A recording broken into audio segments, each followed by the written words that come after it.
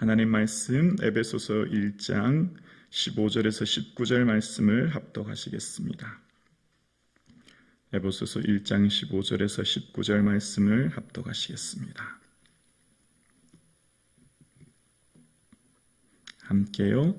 이로 말미암아 주 예수 안에서 너희 믿음과 모든 성도를 향한 사랑을 나도 듣고 내가 기도할 때 기억하며 너희로 말미암아 감사하기를 그치지 아니하고 우리 주 예수 그리스도의 하나님 영광의 아버지께서 지혜와 계시의 영을 너희에게 주사 하나님을 알게 하시고 너희의 마음 눈을 밝히사 그의 부르심의 소망이 무엇이며 성도 안에서 그의 기업의 영광이 풍성함이 무엇이며 그의 힘의 위력으로 역사하심을 따라 믿는 우리에게 베푸신 능력의 지극히 크심이 어떠한 것을 너희로 알게 하시기를 구하노라. 아멘.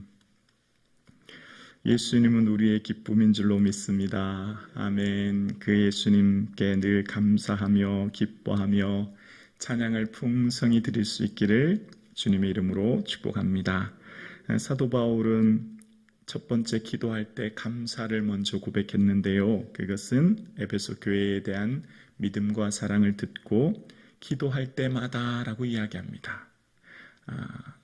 사도 바울의 삶은 기도의 삶이었고 기도할 때마다 에베소 교회를 생각하면서 그들의 믿음으로 인하여서 감사였고 이제 첫 번째 기도의 첫 번째 시작 감사를 지나 이제 가장 중요하게 여기는 사도 바울이 구한 첫 번째 기도는 뭐였습니까?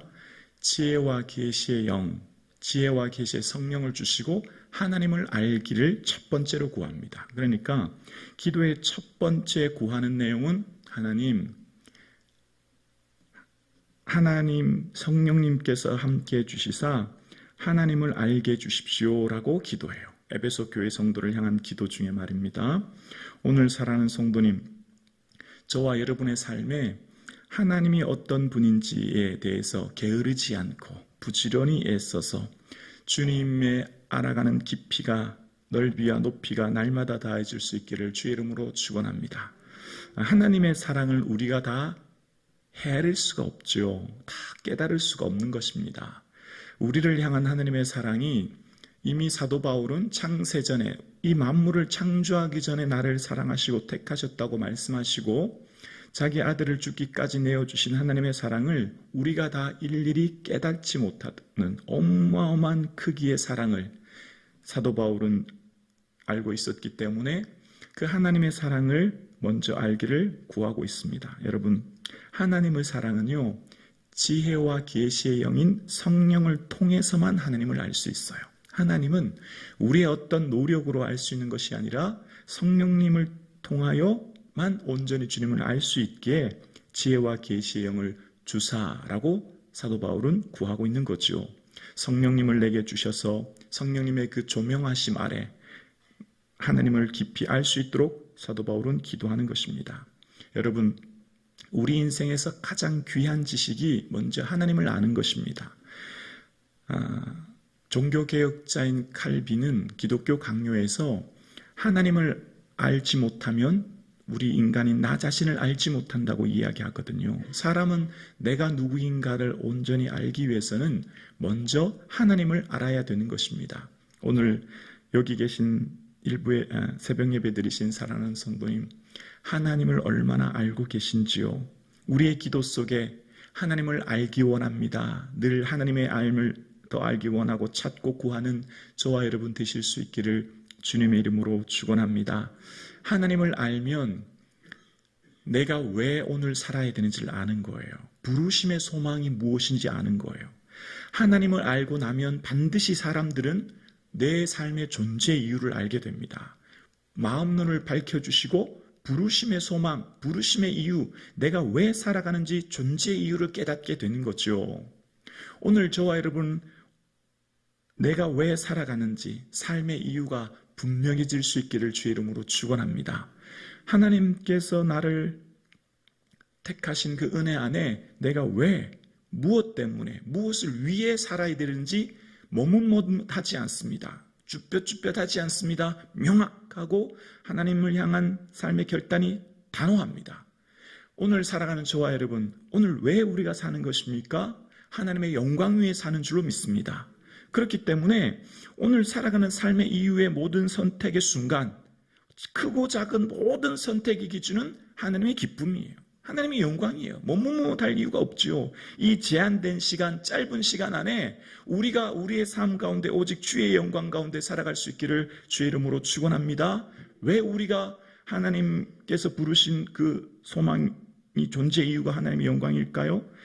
18절 후반절에 보면 성도 안에서 그 기업의 영광이 풍성이 무엇이며 라고 이야기합니다. 그러니까 성도들에게 베푸신 하나님의 영광스러운 상속이 얼마나 큰지 알기를 구하는 거예요. 저와 여러분에게 베푸신 하나님의 영광스러운 상속이 무엇입니까? 구원의 은혜인 줄로 믿습니다. 우리에게 주신, 그러니까 사도 바울은 끊임없이 감사하는 것은 딱 한 가지예요. 하늘에 속한 신령한 복, 구원의 은혜죠. 사도 바울은 건강이나 물질이나 이 세상의 것들 구하지 않아요. 그런 것들은 하나님의 분명한 삶의 목적만 가지고 가면 하나님 다 채워주신다는 걸 알고 있었거든요. 사도 바울의 선교 사역 가운데 때를 따라 사람들을 만나게 하시고 물질을 채워주시는 거, 분명한 삶의 목적이 있으니까 하나님 다 알아서 하시거든요. 그러니까 우리의 삶 가운데 구원의 은혜, 하나님 날 구원해 주셔서 감사합니다. 이 기쁨이 충만할 수 있기를 주의 이름으로 축원합니다. 목회를 하다 보면 하나님 마음을 한 10,000분의 1은 알 수 있는 것 같아요. 이렇게 성도님들 전화 드리잖아요. 그러면 감사합니다. 목사님, 성도님들 기도 때문에 제가 살아요. 그렇게 말씀하는 성도님들이 계세요. 물론 제가 기도를 해야 얼마나 하겠습니까? 그러나 그렇게 말씀하실 때 참 그분의 마음이 늘 하나님께 향하게 하고 있음을 알게 되어지죠. 근데 어떤 분하고 이렇게 얘기를 하다 보면 막 화가 많이 나시잖아요. 화가 나실 때 그런 말씀을 하세요. 목사님 저를 별로 관심도 없고 별로 기도하는 것도 안 느껴지고 사랑하는 게 안 느껴져요. 그렇게 말씀하는 분이 있어요. 가끔 몸에 힘이 쫙 빠져요. 기운이 쫙 빠져요. 목사가 하는 일이 뭐겠습니까? 죽으나 사나 성도들 향해 매일 기도하는 거 아니겠습니까? 그러니까 제가 하나님이 그런 생각 드실 것 같아요. 하나님 나한테 해준 게 뭐가 있어요? 하나님 나한테 왜 이러세요? 라고 하면 하나님 기운이 쭉 빠지실 것 같아요. 물에 빠진 사람 건져냈더니 보따리 내놓으라는 거하고 똑같은 거 아니겠습니까? 하나님이 자기 아들 피값으로 나를 세주셔 나를 구원해 주셨는데 그것만 해도 감사합니다. 하나님 날 구원해 주셔서 감사합니다. 내가 뭔데 이렇게 나를 구원해 주셔서 이러면 하나님 막 신이 나실 것 같아요. 하나님 막 덩실덩실 춤을 추실 것 같아요. 그런데 하나님 오늘 내 삶이 왜 이렇습니까? 이것도 없고 저것도 없고 왜 나는 다른 사람들과 같이 이런 게 많이 없습니까? 라고 하면 하나님이 힘이 빠지실 것 같아요. 여러분 우리가 정말 감사해야 될 게 뭘까요? 그 기업의 영광의 풍성함, 그 하나님 나라의 영광의 상속이 얼마나 큰지를 깨닫는 저와 여러분 되실 수 있기를 주의 이름으로 축원합니다. 그런 자들에게 하나님께서는요 늘 주 앞에 나와 기도하는 자들에게 힘의 위력으로 역사하심을 따라 우리에게 베푸신 능력의 지극히 크심이 어떠한 것임을 알게 하십니다. 강한 힘으로 활동하시는 하나님의 능력이 얼마나 엄청나게 크신지를 매 순간마다 부어주신 거예요. 힘의 위력으로 강한 힘으로 역사하시는 활동하시는 그 하나님의 능력이 얼마나 크고 풍성한지를 깨닫게 되어져요. 여러분 이 하나님이 어떤 분인지를 알고 내가 왜 사는지를 알며 내게 주신 구원의 은혜가 얼마나 큰지를 알 때 우리에게 주시는 강력한 힘의 능력을 얻게 되어집니다. 나는 하나님의 구원받은 백성이다. 나는 세상 그 무엇과도 바꿀 수 없는 값진 예수 보혈로 구원 얻은 하나님의 자녀다. 나는 세상 것들 이런 것 저런 것 따위에 시달리지 않는다. 그런 것도 관심도 없다. 그건 나에게 안중에도 없다. 내게 주신 구원의 은혜는 어떤 것보다 귀하다. 당당하고 힘있고 능력 있는 삶을 살게 될 줄로 믿습니다. 하나님의 그 구원의 은혜를 알 때 세상이 시시해지는 거죠. 그리고 하나님 앞에 엎드릴 때 하나님이 주시는 강력한 힘의 능력으로 말미암아 담대한 능력을 얻게 되는 줄로 믿습니다. 여러분 힘들고 지칠 때 주님께 엎드리십시오. 세상살이가 지치고 세상살이가 힘들 때 주님 앞에 엎드리십시오. 주께서 새 힘 주시는 줄로 믿습니다. 아버지 하고 울면 돼요. 울면. 말하지 않아도 돼요. 아버지하고 눈물 흘리면 하나님께서 새 능력과 새 권능과 새 힘을 주시는 줄로 믿습니다. 그 힘이 우리를 살게 하는 거예요. 그 힘은 세상 어떤 위로도 줄 수 없는 하나님의 위로인 줄로 믿습니다. 세상살이가 지치고 힘들고 억울하고 힘든 원통한 일이 많을 때 아버지 하나님의 엎드릴 때 하나님이 내게 얼마나 큰 은혜 주셨는지, 내가 얼마나 값진 은혜 속에 사는지를 재발견하는 줄로 믿습니다.